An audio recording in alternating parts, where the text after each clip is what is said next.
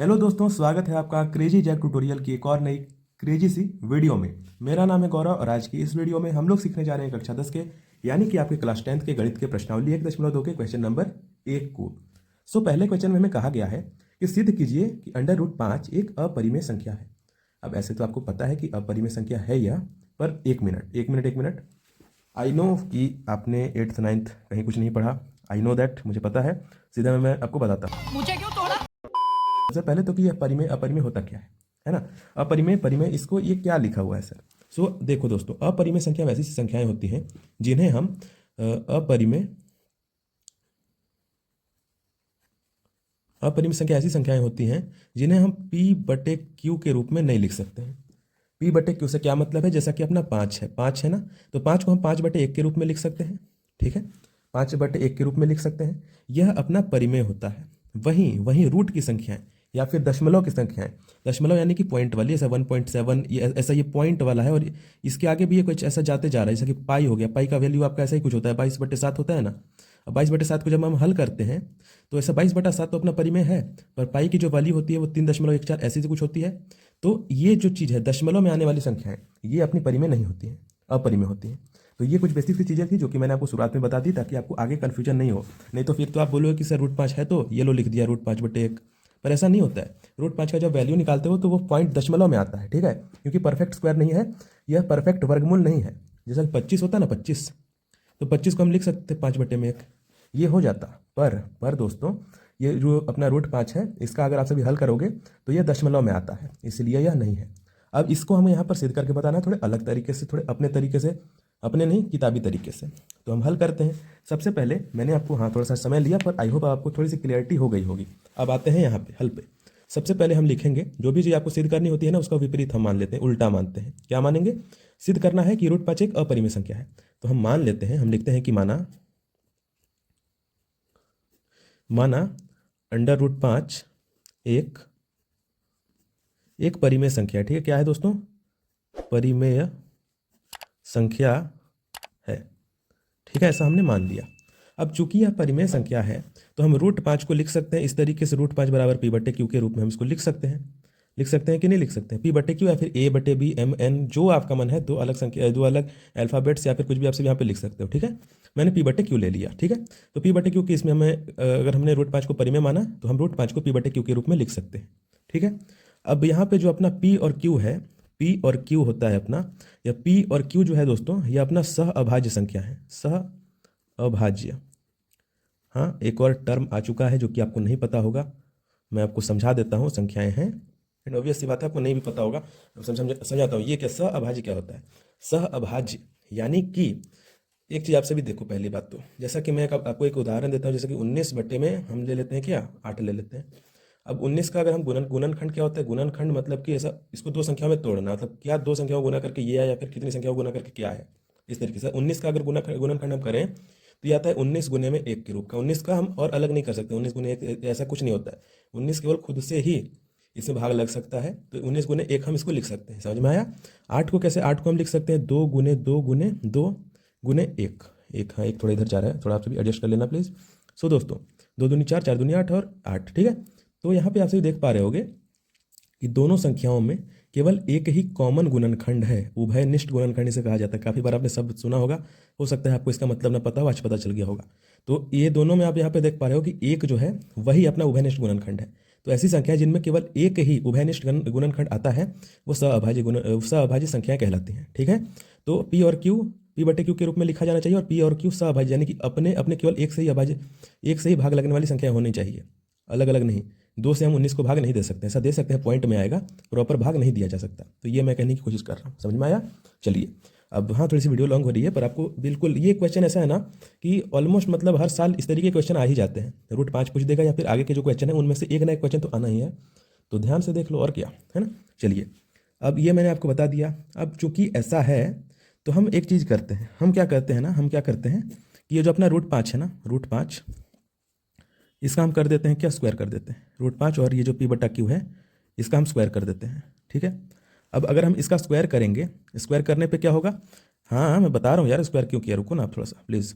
2 से हम काट देंगे इसको, वर्ग से वर्गमूल कट जाता है, आपका पता है, आपको बेसिक सी चीज़ है, पता होगी इतनी तो।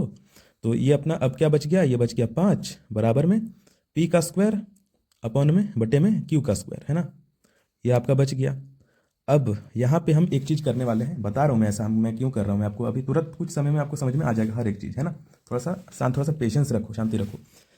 अब हम एक चीज़ करने वाले हैं जो कि आज से पहले हो सकता है कि आपने कभी ना की हो, तो घबराना मत, ध्यान से देखना। हम यहाँ पे क्या करने वाले हैं ना कि ये जो आपका क्यू स्क्वायर है इसको इधर ले लाएंगे और 5 को इधर ले लाएंगे। कैसे करेंगे, तो कोई भी संख्या अगर हम भाग से दूसरे पक्ष बराबर की दूसरे साइड भेजते हैं, हाँ ऐसा भेज सकते हैं हम, आई नो नहीं पता होगा आपको, हम ऐसा भी कर सकते हैं, इसको इधर से इधर भेज सकते हैं। जब हम इधर से इसको इधर भेजते हैं तो ये यहाँ पे भाग में इधर गुने में आता है, गुने में आता है, यानी कि ये अपना आ गया क्यू स्क्वायर अगर हमने किया तो ये बराबर में, अब यहाँ पे आएगा अपना पी स्क्वायर, और ये जो 5 है ये इधर से इधर भाग में चला जाता है, तो ये भाग में आ गया। समझ में आया मैंने क्या किया, मैंने कुछ नहीं किया, बस इसको इधर भेज दिया और इसको यहाँ भेज दिया, समझ गए। तो ये अपना आया। अब ये जो चीज़ आई इसको हम ले लेंगे अपना समीकरण 1। यस, समीकरण भी आ गया अपना, समीकरण आ गया अपना। अब ये जो चीज़ हमने करी, यहाँ पे आपको एक छोटी सी चीज़ पता चलेगी। आपको क्या पता चलेगा कि जो अपना 5 है ना, जो अपना 5 है, चूंकि जो अपना 5 है दोस्तों, 5 यह अपने पी स्क्वायर को, किसको, पी स्क्वायर को, ये जो अपना पी स्क्वायर है ना, पी स्क्वायर को विभाजित यानी कि भाग देता है, विभाजित विभाजित शायद गलत लिख दिया, आपसे भी एडजस्ट कर लेना यार, है ना, को विभाजित करता है, करता है। इसीलिए अपना जो 5 होगा ना वो पी को भी विभाजित करेगा। क्यों करेगा यार, तो यहाँ पे एक चीज़ आपसे भी ध्यान से देखो, जैसा कि मैं यहाँ पे एक चीज़ मैं आपको करके बताता हूँ, क्या करूँ, हाँ ये कर सकते हैं। अगर 5 से अगर हम पी स्क्वायर को 5 से अगर पी स्क्वायर विभाजित हो रहा है, जैसा कि हम 25 लेते हैं, 25 लेते हैं, ठीक है, तो 25 को अगर हम 5 से भाग दे सकते हैं, ठीक है, 25 से अगर 5 में भाग लग रहा है तो देख लो 5 का स्क्वायर क्या होता है, 25 होता है ना। अगर हम 25 में 5 का भाग दे सकते हैं तो इसके हम अगर सिर्फ स्क्वायर ना करें, सिर्फ 5 में भी 5 का भाग लग सकता है ना।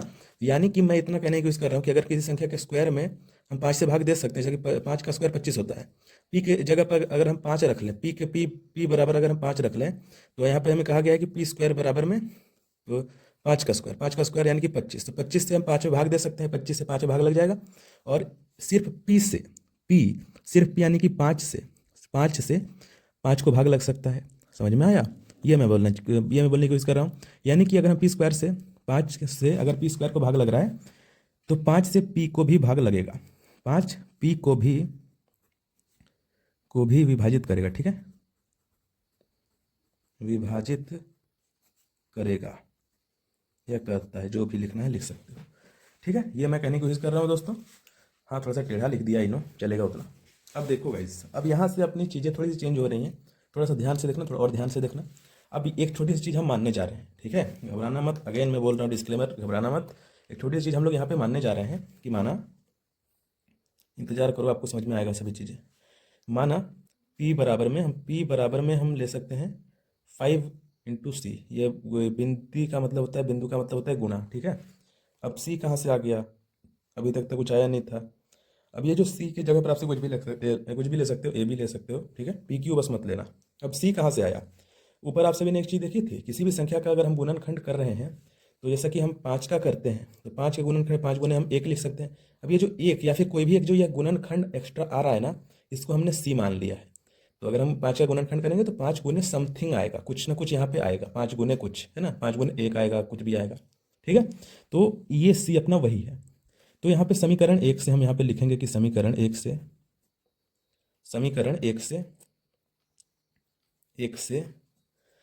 1 से हम क्या लिखेंगे दोस्तों कि ये जो अपना है, अपना क्या क्या है, समीकरण 1 हमने किसको, इसको माना था, है ना, जैसा कि हमने इसको माना था क्यू स्क्वायर बराबर में पी स्क्वायर बटे में 5।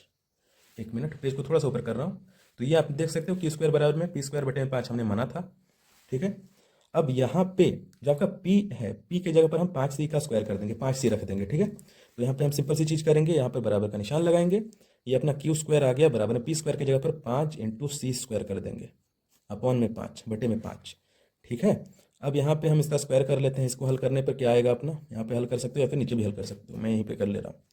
तो दोस्तों इसको हल करेंगे कैसे, सबसे पहले अपना जो क्यू स्क्वायर है उसको ऐसे ही लिख देंगे हम बराबर में, पहले अपना 5 का फिर सी का, तो 5 का स्क्वायर पहले करेंगे, 5 × 5 = 25, 25 इंटू सी स्क्वायर, सी का स्क्वायर, सी स्क्वायर अलग अलग करना होता है, पहले 5 का स्क्वायर किया फिर सी का स्क्वायर किया, बटे में 5।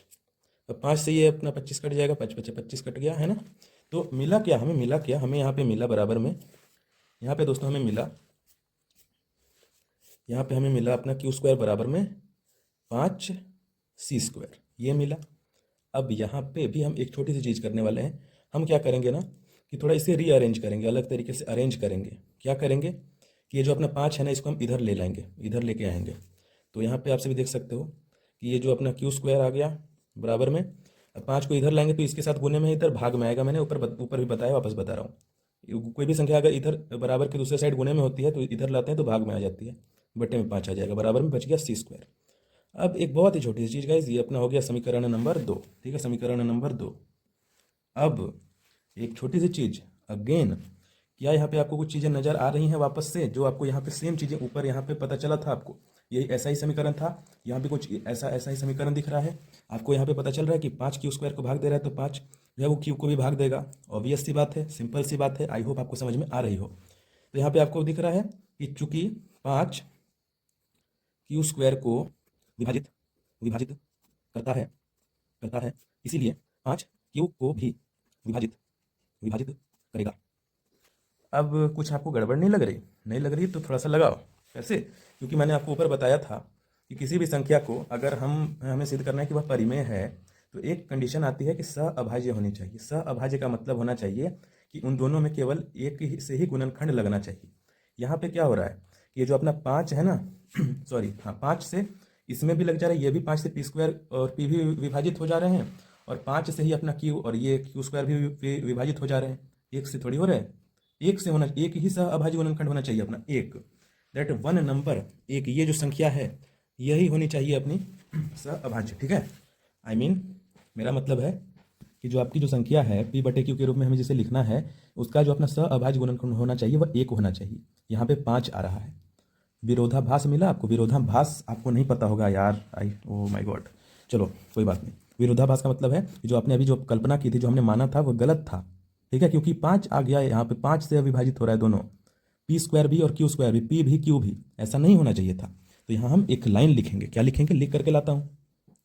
सो यहाँ पे हमने काफ़ी बड़ी सी लाइन लिख दी है। हमने लिखा कि यहाँ एक विरोधाभास मिला क्योंकि पी क्यू सहअभाज्य संख्याएं थी हमारे कल्पना अनुसार, पर यहाँ दोनों संख्याएं 5 से भी विभाजित हो रही हैं, अतः सहअभाज्य नहीं है, क्योंकि 1 से होनी चाहिए थी तो ही सहअभाज्य कहलाती, 5 से हो रही है तो सहअभाज्य नहीं है, और हमारी कल्पना गलत है, अतः √5 एक अपरिमेय संख्या है, ठीक है। ऐसा बड़ा आपको लिखना पड़ता है, ठीक है, थोड़ा सा इंप्रेशन बनता है एग्जामिनर में। सो आपको आपके नंबर बिल्कुल नहीं काटे जाते, वैसे बिल्कुल एक करेक्ट उपाय है, ये करेक्ट तरीका मैंने आपको बता दिया है। एंड इसी सेम तरीके से आप सभी जितने भी आगे के जो क्वेश्चन है उसको कर सकते हो, पर मैं हर क्वेश्चन को आपको डिटेल्ड वे में ऐसे ही कराऊंगा। अगर आप ये वीडियो लेट से देख रहे हो तो हो सकता है कि वे वाली वीडियो मैंने अपलोड कर दी होगी आगे वाले प्रश्नों के भी, तो उसकी आपको जो वीडियोस हैं वो आपको यहीं पे आ रही होंगी, ठीक है। तो आप डायरेक्टली वहाँ से जाकर के उसे देख सकते हो, यहाँ पे कहीं पे वीडियो आ रही होगी, ठीक है। सो या गाइस यही था आज की इस वीडियो में, आई होप आपको वीडियो अच्छी लगी होगी एंड आप सभी सारी चीज़ें समझ गए होंगे। अगर कोई भी डाउट है, कोई भी छोटा मोटा डाउट है, बड़ा डाउट है, तो आपसे कमेंट सेक्शन में पूछ सकते हो, मैं हर कमेंट का रिप्लाई करता हूँ। एंड हाँ, वीडियो अच्छी लगी होगी तो लाइक कर देना, अपने दोस्तों के साथ में शेयर कर देना, चैनल को सब्सक्राइब कर देना। मिलते हैं अगली वाली वीडियो में अगले वाले क्वेश्चन के साथ, तब तक के लिए जय हिंद, वंदे मातरम।